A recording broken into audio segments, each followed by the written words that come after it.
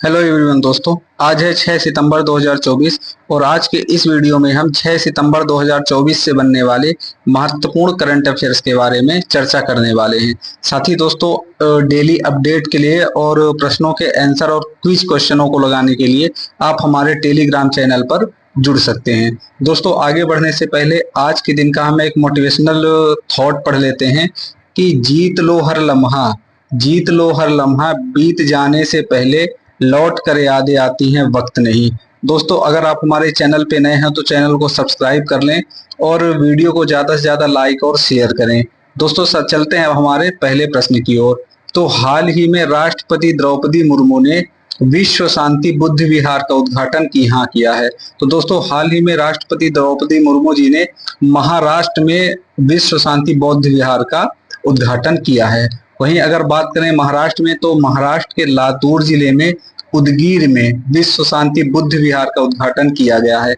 और यह जो महाराष्ट्र में बुद्ध विहार बना हुआ है दोस्तों, यह कर्नाटक के कलबुर्गी बुद्ध विहार की प्रतिकृति बनी हुई है। मतलब सेम ऐसे ही एक उसका कॉपी कह सकते हो कि बनाया गया है यहाँ पास। और अगर हम दोस्तों बात करें तो बौद्ध विहार होते क्या हैं, तो बौद्ध विहार या जो मठ होते हैं वह भिक्षुओं के निवास, यानी जो बौद्ध भिक्षु होते हैं उनके निवास स्थान होते हैं।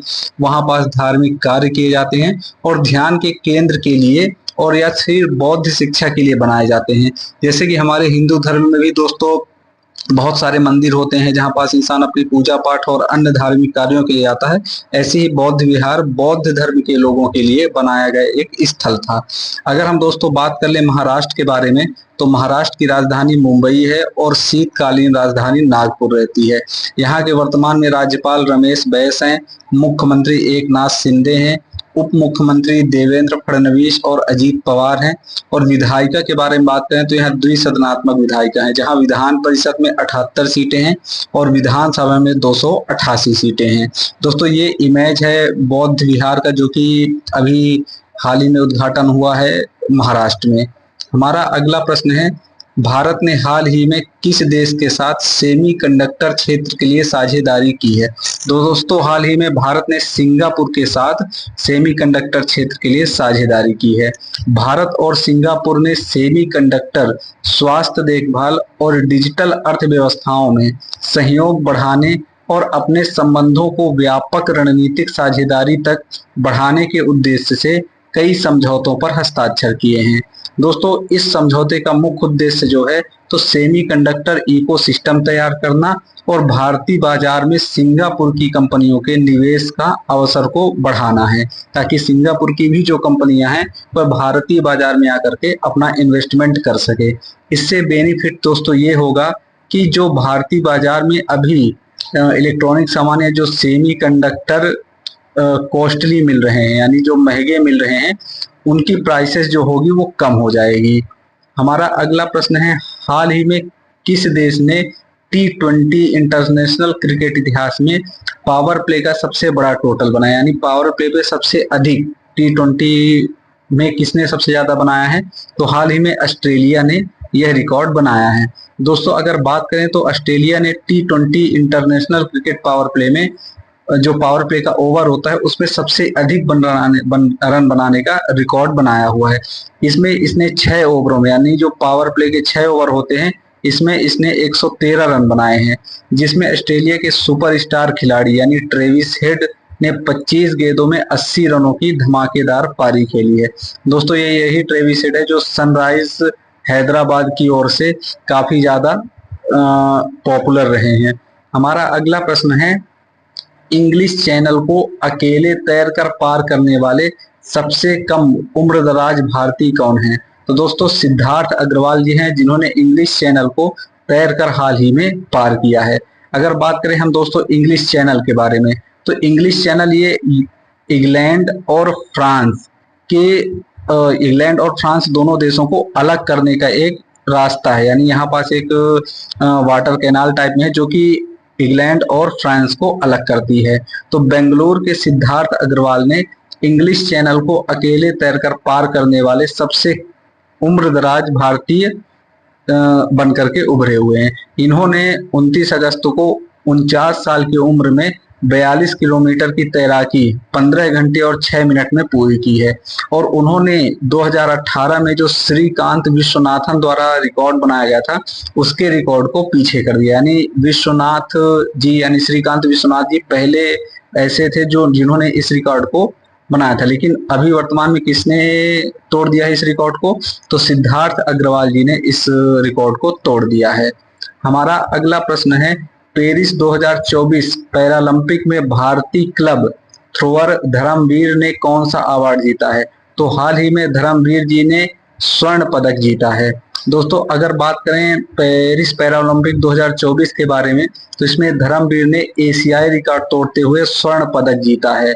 अब बात करें अगर और तो सेम उसी दिन हम वतन प्रणव सूरमा ने रजत पदक जीता हुआ है। दोस्तों अगर बात करें धर्मवीर के बारे में तो यह हरियाणा के रहने वाले हैं और 2024 में ही इन्होंने जापान में पैरा वर्ल्ड चैंपियनशिप में कांस्य पदक जीता है।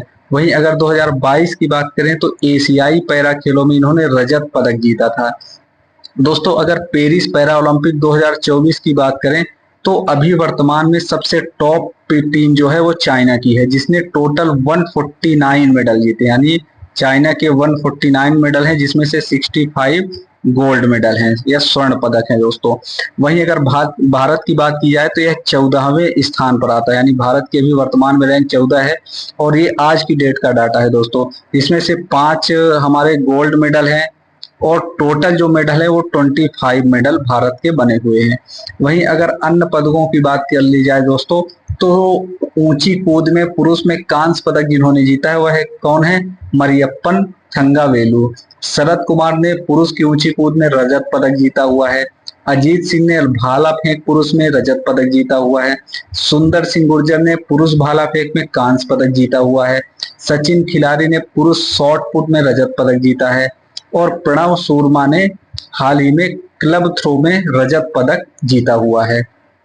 हमारा अगला प्रश्न है, उत्तर प्रदेश के मुख्यमंत्री योगी आदित्यनाथ ने राज्य में कितने फुटबॉल स्टेडियम बनाने की घोषणा की है? तो दोस्तों हाल ही में योगी आदित्यनाथ जी ने 18 फुटबॉल स्टेडियम बनाने की घोषणा की है। साथ ही साथ यह 18 फुटबॉल स्टेडियम 18 डिवीजनों में बनाए जानेंगे और इसे बनाए जाने का मुख्य उद्देश्य है कि बुनियादी ढांचे को, जो फुटबॉल का बुनियादी ढांचा है उसे बढ़ावा देना, ताकि अधिक टूर्नामेंटों को, यानी जो फुटबॉल के टूर्नामेंट हो रहे हैं उनको अधिक से अधिक प्रोत्साहित किया जाए। साथ ही साथ 18 फुटबॉल स्टेडियम के साथ 827 फुटबॉल मैदान भी बनाए जाएंगे, जहां पास की जो भी फुटबॉल प्रेमी है वह डेली बेसिस पर प्रैक्टिस को कर सके। हमारा अगला प्रश्न है दोस्तों, हाल ही में उत्तर प्रदेश में वैदिक 3D संग्रहालय की स्थापना कहाँ की जाने की घोषणा की गई है? तो यह वाराणसी में वैदिक 3D संग्रहालय की स्थापना की जाने की बात की गई है। इसका जो अनाउंसमेंट किया है वह योगी आदित्यनाथ जी ने किया है और इसका निर्माण संपूर्णानंद संस्कृत विश्वविद्यालय के भवन में किया जाएगा। यानी जो संपूर्णानंद संस्कृत विश्वविद्यालय है कहाँ है? ये वाराणसी में है, तो यहाँ पास इसका निर्माण किया जाएगा। यह संग्रहालय भारतीय ज्योतिष, खगोल विज्ञान और वैदिक साहित्य को समर्पित होगा। इसमें 16 संस्कार, 64 कलाएं, 18 विद्या स्थलों के साथ साथ भारतीय ऋषियों के योगदान पर भी प्रकाश डाला जाएगा और यह शास्त्रार्थ की परंपरा को पुनर्जीवित करने के लिए एक मंच के रूप में कार्य करेगा। वहीं दोस्तों अगर बात करें लखनऊ राज्य के बारे में तो इसकी राजधानी लखनऊ है। अगर उत्तर प्रदेश की बात करें तो इसकी राजधानी लखनऊ है।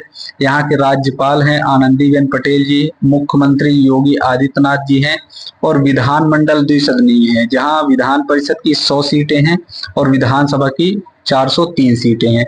वहीं अगर संसदीय क्षेत्र की बात करें तो राज्यसभा की 31 सीटें हैं और लोकसभा की 80 सीटें हैं। हमारा अगला प्रश्न है, हाल ही में विषाणु युद्ध अभ्यास का आयोजन कहाँ किया गया है? तो दोस्तों हाल ही में राजस्थान के अजमेर में विषाणु युद्ध अभ्यास किया गया है। इसका आयोजन नेशनल वन हेल्थ मिशन के तत्वाधान में राजस्थान के अजमेर जिले में किया गया है। इस अभ्यास का उद्देश्य मानव स्वास्थ्य, पशुपालन, वन्य क्षेत्रों के विशेषज्ञों से बनी राष्ट्रीय संयुक्त प्रकोप प्रतिक्रिया टीम की प्रतिक्रिया का मूल्यांकन करना है। इस अभ्यास के 2 प्रमुख घटक हैं, एक है कि नकली प्रकोप के लिए जिम्मेदार वायरस की जांच और पहचान करना, यानी जो भी वायरस नकली होते हैं उनकी पहचान करना। मानव और पशु आबादी में बीमारी के प्रसार को नियंत्रित करने के लिए शुरू की गई कार्यवाही को ध्यान देना। हमारा अगला प्रश्न है दोस्तों, हाल ही में एग्रीश्योर फंड में भारत सरकार की तरफ से कितना योगदान दिया गया है? दोस्तों हाल ही में 250 करोड़ रुपए का योगदान एग्रीश्योर फंड में भारत सरकार के द्वारा दिया गया है। इसका उद्घाटन कृषि विभाग के जो मंत्री हैं शिवराज सिंह चौहान जी, उन्होंने किया है। और इसका जो मुख्य उद्देश्य है तो स्टार्टअप और ग्रामीण उद्यमों के लिए कृषि कोष कृषि क्षेत्र में क्रांतिकारी बदलाव लाने के लिए एक अभिनव कदम है। और इसका मुख्य उद्देश्य भी यही है दोस्तों कि कृषि और ग्रामीण स्टार्टअप इकोसिस्टम में नवाचार और विकास को प्रोत्साहित करना। दोस्तों यह किसानों को सशक्त करेगा। जो एग्रीश्योर हमारा स्टार्टअप है यह किसानों को सशक्त करेगा और ग्रामीण अर्थव्यवस्था को बढ़ावा देगा। इसमें कुल 750 करोड़ रुपए की मिश्रित पूंजी कोष है, जिसमें से भारत सरकार ने 250 करोड़ रुपए का योगदान दिया है, नाबार्ड ने 250 करोड़ रुपए का योगदान दिया है और बैंक, बीमा कंपनी तथा निजी निवेशकों के द्वारा भी 250 करोड़ रुपए का या 250 करोड़ रुपए का योगदान दिया। तो टोटल 750 करोड़ का योगदान है। वहीं अगर फंड की बात करें तो अलग अलग, तो इसमें 250 गवर्नमेंट ऑफ इंडिया के द्वारा आया हुआ है, 250 करोड़ रुपए इसके थ्रू आया हुआ है, तो नाबार्ड के थ्रू आया हुआ है और 250 करोड़ रुपए बैंक बीमा कंपनियों के रूप में आया है। और यह नव वेंचर्स इसके लिए फंड मैनेजर के रूप में कार्य करेगी, यानी जो एग्रीश्योर है तो नव वेंचर्स इसके लिए क्या काम करेगी? फंड मैनेजर के रूप में। वही नाबार्ड की पूर्ण स्वामित्व वाली सहायक कंपनी कौन है? नव वेंचर्स जो है वो नाबार्ड की ही पूर्ण स्वामित्व वाली कंपनी है। हमारा अगला सवाल है दोस्तों, निम्नलिखित में से कौन पेरिस पैरालंपिक में स्वर्ण पदक जीतने वाले पहले भारतीय तीरंदाज हैं? तो दोस्तों यह हरविंदर सिंह जी हैं, जो कि पहले भारतीय तीरंदाज है जिन्होंने पेरिस पैरालंपिक में स्वर्ण पदक जीता है।